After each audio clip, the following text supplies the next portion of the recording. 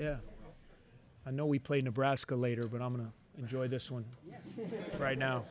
I know we play them next, guys, but I'm gonna enjoy this one tonight. All right. Thank you, everybody, for being here. We'll have Coach Collins and then Boo Booey and Chase Audige in to follow, begin with an opening statement, then an open up for questions, which we'll manage from up here. Coach? Well, obviously it was a game of two totally different halves. You know, I thought we came out of the game, played with an urgency that we had hoped after coming off a couple of really tough losses, you know, against Michigan and Illinois. Thought we got off to a great start. Thought we defended in the first half at a really high level. You know, the job that we did on Baker and Harper in the first half, especially, I think they combined for one basket. You know, that was a big point of emphasis. You know, second half, we had the big lead, 24-point lead. And give Rutgers credit. I mean, they're a scrappy team. They're an old team. You know, they're fighting for things, too. You know, they started kind of scrambling the game, you know, with some traps, some presses.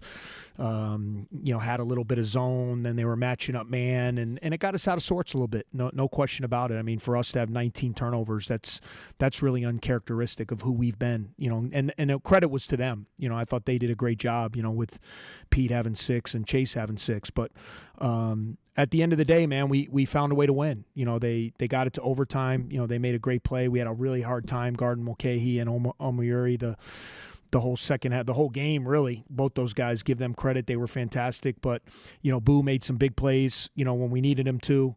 Chase hit a big 3 in the corner there to start overtime. And we did what we had to do. We got a big stop there, up 1, you know, forcing Harper into a tough pull-up and came up a little short. We got a rebound, and our guys executed well at the end. So it doesn't really matter, guys. You win by 1 or you win by 30. You know, it counts, you know, in this conference. And we're excited about it.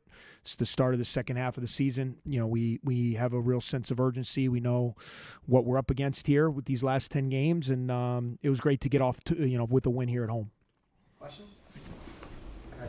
Coach, when you have a game like tonight where it seems like everything's going south on you, how much do you lean on your veterans, guys who've been around the block a few times? Yeah, well, I thought they were going north for about 25 minutes when we were up 24. So I know you want to talk about it going south, but I thought it was going north for a big part of the game, you know, up 24 early. But, you know, when they make a run, you got to dig down. You know, you got older guys. You got to make plays. You got to try to find a way to get stops, get loose balls.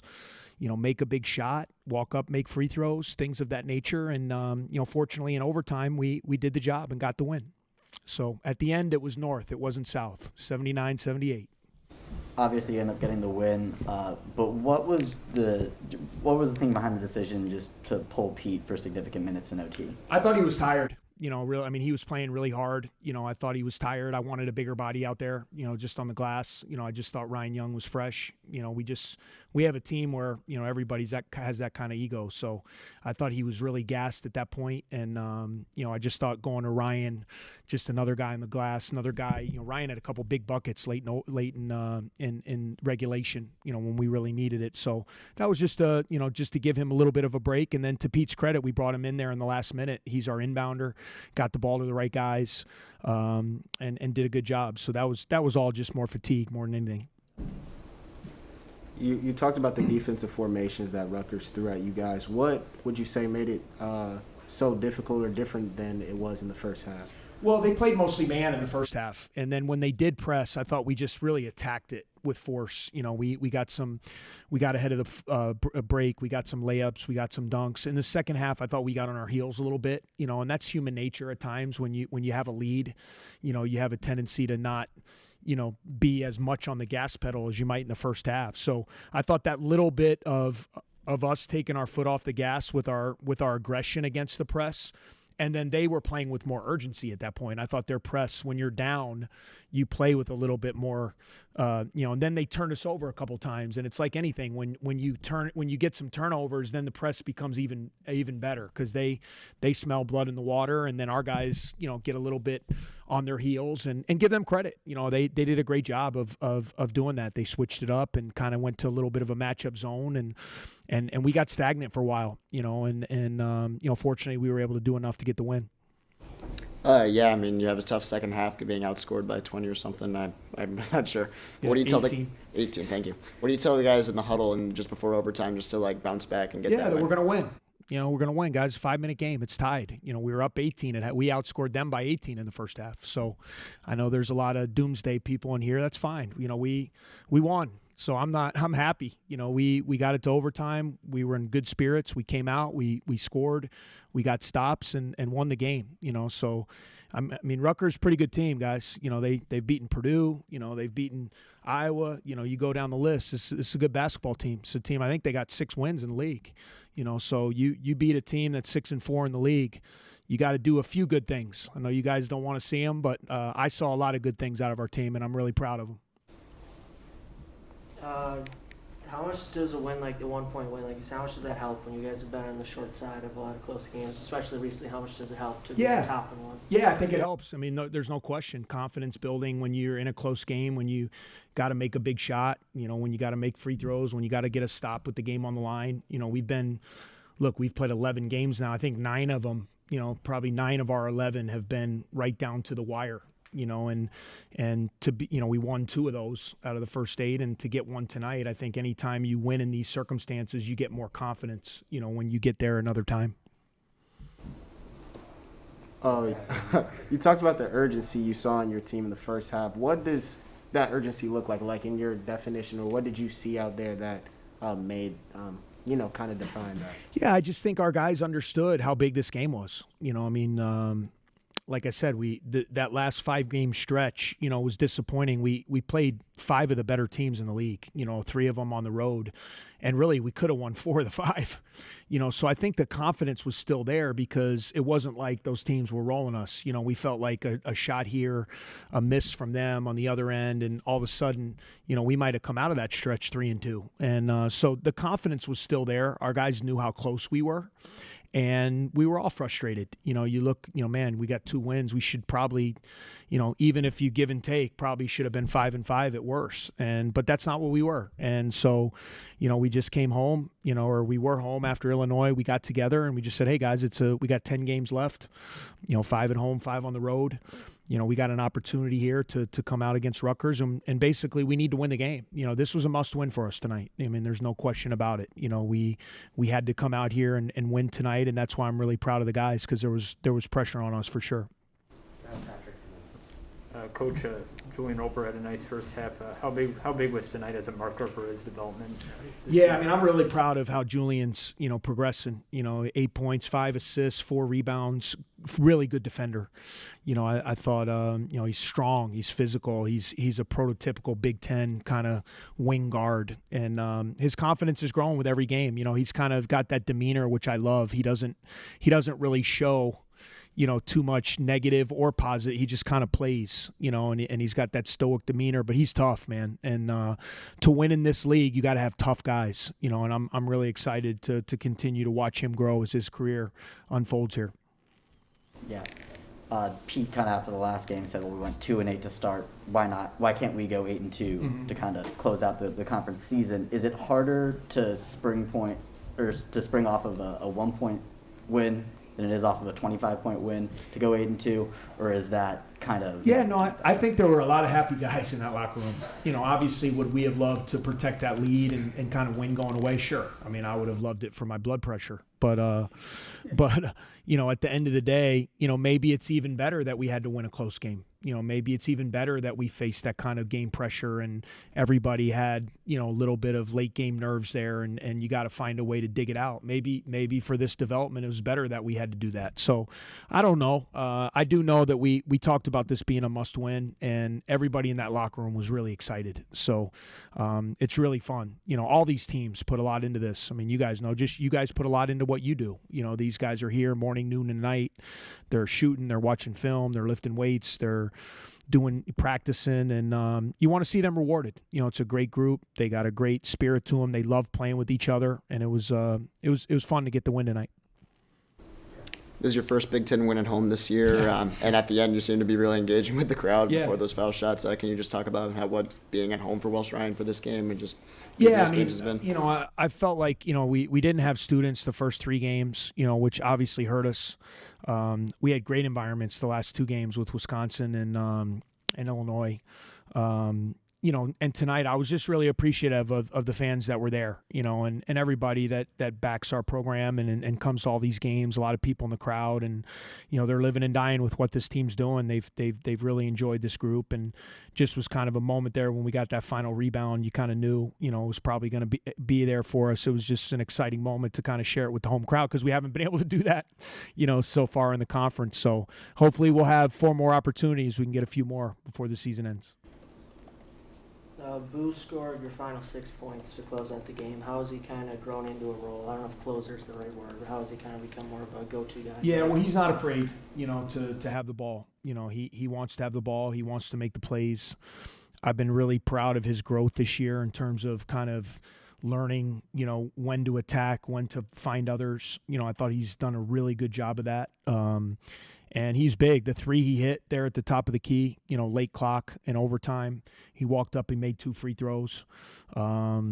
He's at the end of the game, we want the ball in his hand, and it might necessarily not be him shooting the ball, but we feel really good that he's going to make good decisions and either get us a good shot for himself or find somebody else for an open one. Any other questions? Coach, I don't want this to get lost in the excitement. I know you wanted to mention Coach McClendon. Yeah, no, thanks for bringing that up, Paul. You guys saw tonight with the shooting shirts. I really appreciated Rutgers, taking part with us, with February being the start of Black History Month. Someone who was near and dear to the sport of basketball who doesn't get enough credit is Coach John McClendon. He's someone that was important to my family. My father, a lot of you guys know, played at Illinois State and played for the first ever Division I African-American head coach, a guy by the name of Will Robinson. And Coach Robinson's mentor was Coach McClendon. So Coach McClendon got to know my father really well. I've heard many stories about, just who he was, what he was all about.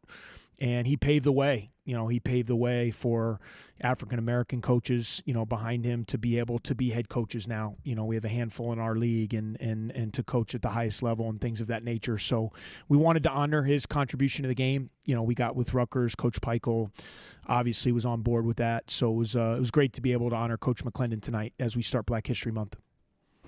Thank you. Thanks, Coach. All right, thank you guys. Appreciate you guys being here.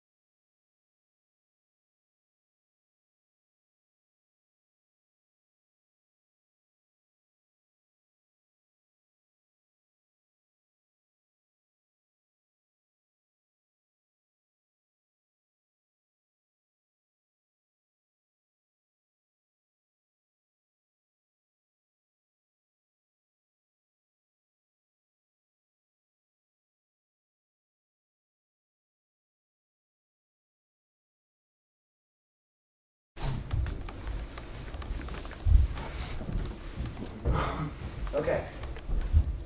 Thanks for your patience, everybody. We will not have any opening statements from student athletes, so if you have questions for Chase Aldich on your right or Boo on your left. Okay. And then Heck. Yeah, you guys are kind of two of the older veteran leaders on this team. How do you kind of rally a team before, or some of the younger guys in the team before overtime after that second half?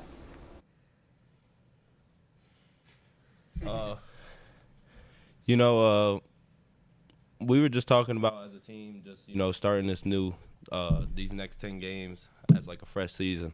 So going into overtime, we obviously weren't happy with what we got ourselves into, but we just looked at it as a fresh start, and we were gonna come out in those next 5 minutes and win the game. Boo, I guess kind of going off of that theme, how have you seen yourself grow in your 3 years here into a player capable of making those big shots at the end of the game? How has your confidence kind of grown? I've grown as these 3 years I've been here, along with my teammates, and we all just kind of trust each other to knock down shots and find the open guy. My teammates just found me late. I was able to hit a couple shots along with Chase. Chase hit a lot of shots.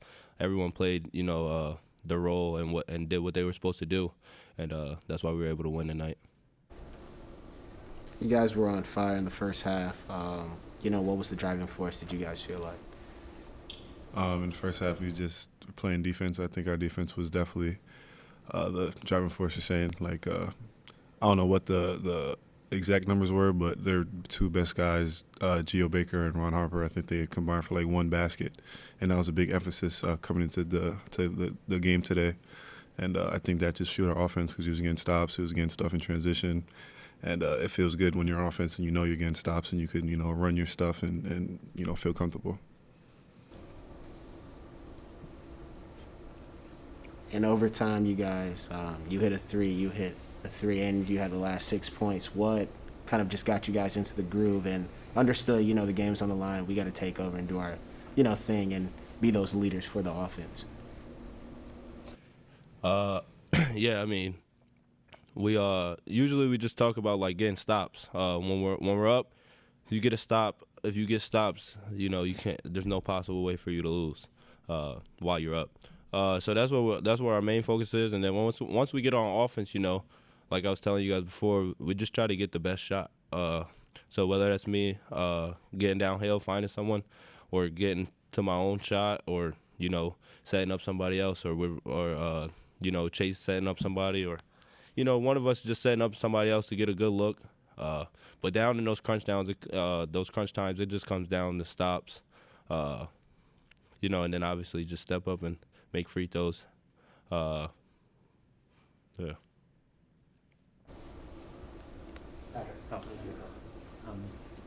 Julian Roper had a really good first half. How have you guys seen him grow this year as a player in his first year? I think Ju has been, great for the team, all the freshmen, but Ju in specific, I think he's been confident since day one. I think, since he was here in the summer, he's always, believed in himself and knew that he was, really good and that he could help contribute. But just his rebounding, his defense, his toughness, everything that he does in the game and every day in practice, I think, is huge. He's only going to keep getting better. He hasn't even touched the surface of how good he could be. Yeah. So I think just him continue to grow, continue to learn, because he's out there a lot of stuff that he doesn't even know what's going on. You know what I mean? So he's going to continue to learn schemes, continue to learn stuff that we want to do as a team, and I think the sky's the limit for him and all the freshmen, Casey and Brooks too. I think they're going to be super big for the team in coming years, and this year too when we need them. First home conference win of the season for y'all. I know Coach kind of was hyping up the crowd at the end. How did it feel just trying to pull that out in front of the fans? It feels great, to be able to win that close game at the end. We've been in a bunch of them all year, whether it be 2-possession game, or we lose by 2 or 3 possessions. So we're just telling ourselves to fix those little errors and come out and try to win. So it feels good. Obviously, we won this close game. When the view is that we can't win those type of games. So obviously, continuing to prove people wrong. And Patrick asked Boo about, his development. And Chase, I just wanted to ask the same question to you over your 3 years here. How do you feel like you progressed and, for the rest of the season as well? What do you expect?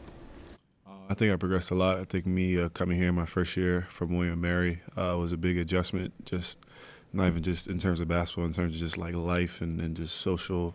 And I came here with a shoulder injury, and I was sidelined for the first 6 months. So just getting back from that injury and getting, acclimated with the team, that was a whole process in itself, you know what I mean? Like, obviously, this new guy coming in. But I think I made big jumps, especially, like, this year to last year, from this year to last year. I think last year I was, a lot more, like, hot-headed with shooting, and my shot selection was, not the greatest, and I learned a lot, like, good shot, bad shot, want to take a shot, or set plays up for others. And I think this year I'm just trying to come in and be a leader, make plays for others. Obviously step up when I need to and hit a shot. And I'm continuing to get better. Like, I was out for the first month of the season, not doing anything. Like, I'm not, saying I'm the best, but I'm going to continue to get better as the season goes on. And I'm excited. I'm excited for the team. I think everybody's gotten better. I think down the list, everybody can talk about how their journey here at Northwestern has been ups and downs and how they've improved. So I'm just trying to continue that and trust the process and not rush it. Every day is a new day, so I'm trying to take that mindset. I got just one more.